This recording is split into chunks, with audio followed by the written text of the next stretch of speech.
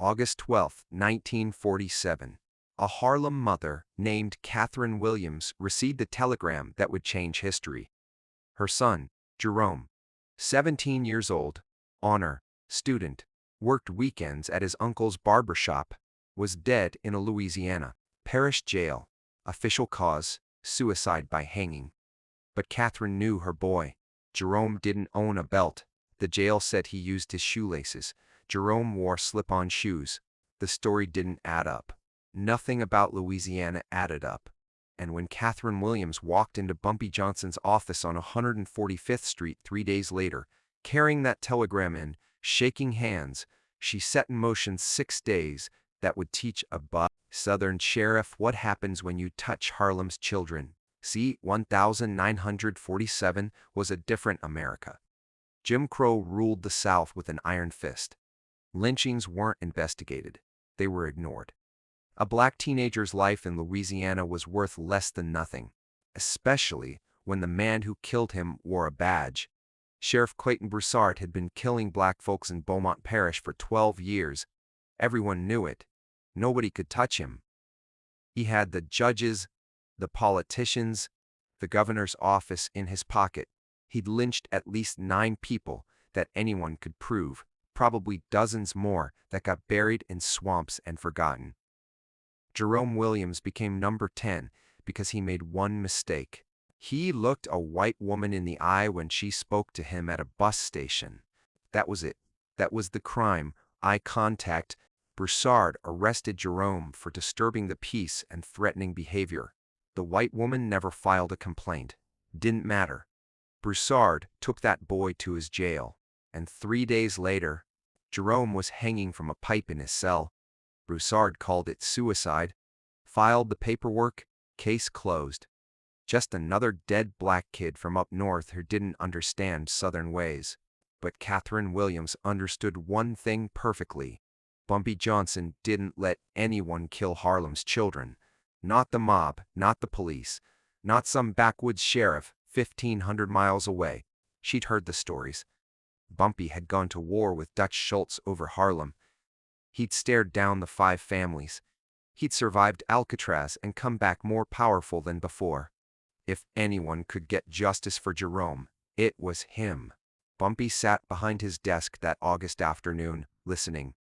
He didn't interrupt, didn't ask questions, just listened to Catherine Williams cry as she described her son, how he wanted to be a lawyer, how he'd saved money for college, how he'd gone to Louisiana for 1 week to visit his grandmother, and never came home. When she finished, Bumpy was quiet for a long moment. Then he spoke, and his voice was ice. "You'll have justice in 6 days. Go home. Bury your son. I'll handle the rest." Catherine looked at him with desperate hope mixed with doubt. Louisiana was far away. Sheriff Broussard was protected by the entire state apparatus.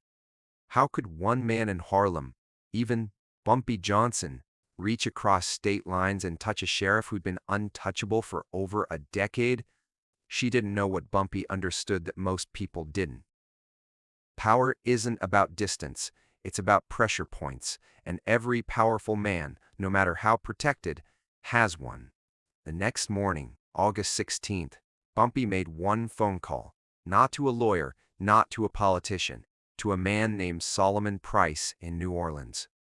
Solomon ran the largest black-owned insurance company in the South. He insured sharecroppers, small businesses, churches, the economic backbone of the Black South. More importantly, Solomon had information. He knew which white businessmen in Louisiana were overextended, which politicians had secrets, which sheriffs had side businesses they didn't report. Within 6 hours, Solomon called back with a file on Clayton Broussard that was devastating. Broussard wasn't just a racist sheriff, he was a criminal empire. He ran an illegal gambling operation across 3 parishes, clearing $70,000 a year, more than 10 times his official salary. He had protection from Governor Earl Bennett, who took 20% off the top, in exchange for making sure state investigators never looked too closely at Beaumont Parish. The governor needed that money because he was running for Senate, and his campaign was hemorrhaging cash. Broussard was his golden goose, untouchable as long as the money flowed. Bumpy studied the file like a general studying a battlefield. He saw the architecture of Broussard's power immediately. The gambling money flowed to the governor.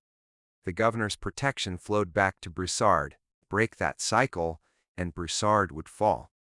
But how do you pressure a governor from 1,500 miles away? You don't pressure the governor, you pressure everyone who gives the governor money.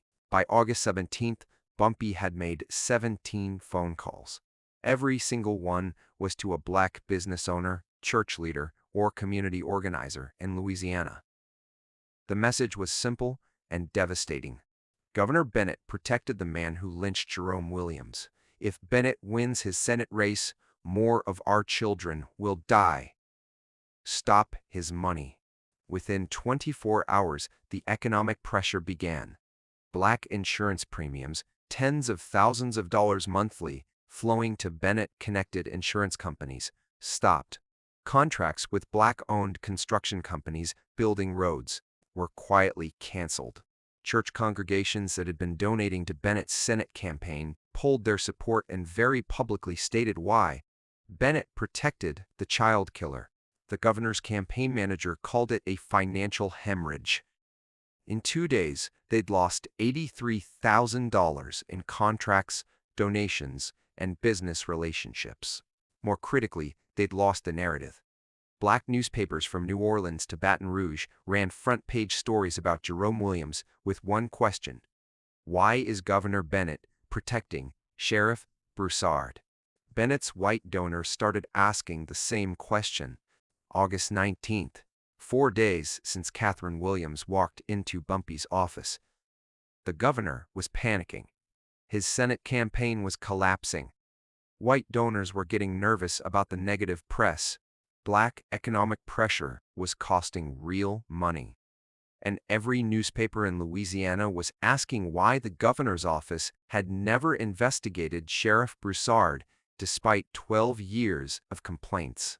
Bennett made a call to Broussard. The conversation was short and brutal. You're costing me the Senate race. Fix this. Broussard didn't understand. Fix what?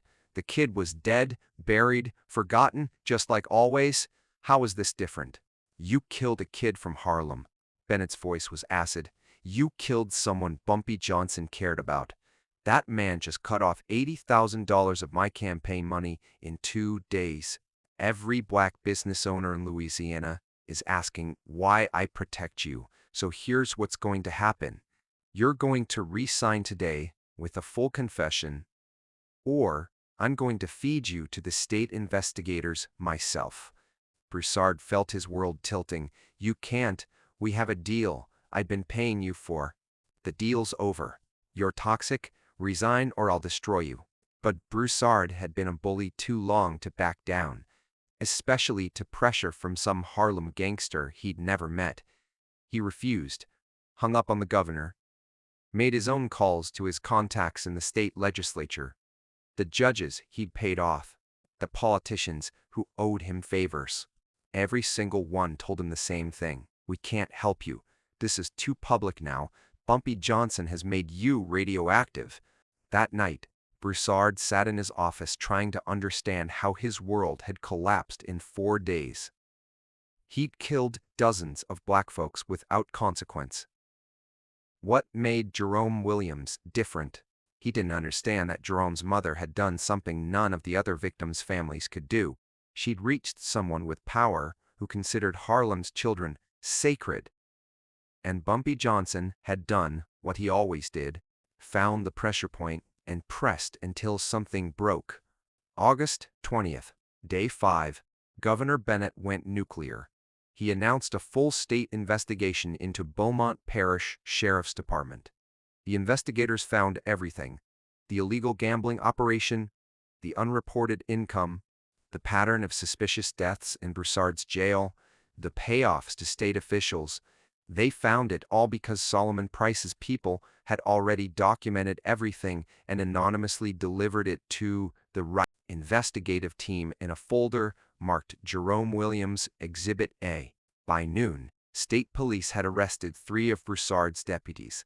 By evening, the state attorney general had issued a warrant for Broussard himself. The charges were extensive: murder, conspiracy to commit murder, operating an illegal gambling enterprise, bribery of state officials, obstruction of justice. Broussard ran, took $60,000 in cash from his office safe, and disappeared into the bayou, thinking he could wait it out, that this would blow over like everything always did. He was wrong. August 21st, Day 6. Catherine Williams received another telegram, this one from Governor Bennett's office. Sheriff Clayton Broussard was in custody. He'd been arrested attempting to flee to Texas. He was being charged with first-degree murder in Jerome Williams's death, along with 17 other counts. The governor's office was conducting a full review of every death in Beaumont Parish Jail over the past 12 years. The message ended with something unprecedented: an official apology from the state of Louisiana for Jerome Williams's death and a promise of full prosecution. But the real message arrived that afternoon, hand-delivered to Catherine Williams's apartment by a courier she didn't recognize. Inside the envelope was a single sheet of paper with a photograph. The photo showed Governor Earl Bennett on his knees in his own office, hands clasped, head bowed, begging someone off camera for mercy. On the back, someone had written 4 words: "Justice for your son." Catherine never found out who took that photograph or how they got it, but Harlem knew. The story spread like wildfire. Bumpy Johnson had made a Louisiana governor kneel, had reached across 1,500 miles, and destroyed a sheriff who'd thought himself untouchable, had done it all without firing a shot, without leaving New York, without violence, just pressure, just strategy. Just the cold calculation of a man who understood that power isn't about how loud you scream or how hard you hit. It's about finding what someone values most and threatening to take it away. Broussard went to trial in November 1947. He was convicted of second-degree murder and sentenced to life in prison at Angola State Penitentiary, in a prison full of black inmates who knew exactly what he'd done, for 12 years. He lasted 8 months before someone put a sharpened spoon through his throat in the prison yard. The guards said they didn't see who did it. Nobody believed them. Nobody cared. Governor Bennett lost his Senate race by 11 points. The black vote in Louisiana had turned against him completely. He served out his term as governor and retired from politics, his career destroyed by one telegram, one mother's grief, and one man in Harlem who decided Jerome Williams's life mattered. The story became legend, not just in Harlem, but across the South. Black families heard it and understood something profound. They weren't alone. Someone up north with power considered their children valuable enough to go to war for. That knowledge changed things. Not everything, not quickly, but it planted a seed that would grow into the civil rights movement a decade later. The understanding that black lives had worth, that justice was possible, that power could be challenged. Bumpy never spoke publicly about Jerome Williams, but in Harlem, mothers knew. When their children faced danger, when the system failed them, when justice seemed impossible, they knew where to go. They knew who would answer. They knew that Bumpy Johnson's office door on 145th Street was open to anyone who needed what the law wouldn't provide. Someone who would actually do something about it. That's the thing about true power. It's not about what you can destroy. It's about what you choose to protect. Bumpy protected Harlem. All of it. Every corner, every family, every child. And when someone 1,500 miles away killed one of those children, he made sure the entire state of Louisiana understood that Harlem's children weren't expendable. They were valuable. They were protected. They were sacred. 6 days. 1 phone call to start. 17 phone calls to build pressure. $83,000 in economic damage. 1 governor, brought to his knees, one sheriff destroyed, one mother given justice that the entire American legal system said was impossible. What would you do if someone killed your child and the law said there was nothing anyone could do about it? Would you accept it? Would you give up? Or would you find someone who understood that justice isn't about what's legal, it's about what's right? Catherine Williams chose to fight. She walked into Bumpy Johnson's office carrying grief and a telegram and faith that someone, somewhere, would care enough to act. And Bumpy proved that faith wasn't misplaced. He proved that power used wisely can cross any distance, break any protection, bring down anyone who thinks they're above consequences. That's the legacy, not violence, not fear, strategic precision, calculated pressure, the understanding that every system, no matter how corrupt, has a weak point. Find it, press it, watch the entire structure collapse. If you found this story powerful, drop a comment below. Tell me, should more stories like this be told? Should we remember the names of people like Jerome Williams and Catherine Williams alongside the names of the powerful men who avenged them? And if you want to hear more stories of strategic justice, of intelligence defeating oppression, of communities protecting their own against impossible odds, hit that subscribe button. Because history is full of these moments, we've just forgotten to tell them. Let's change that, together.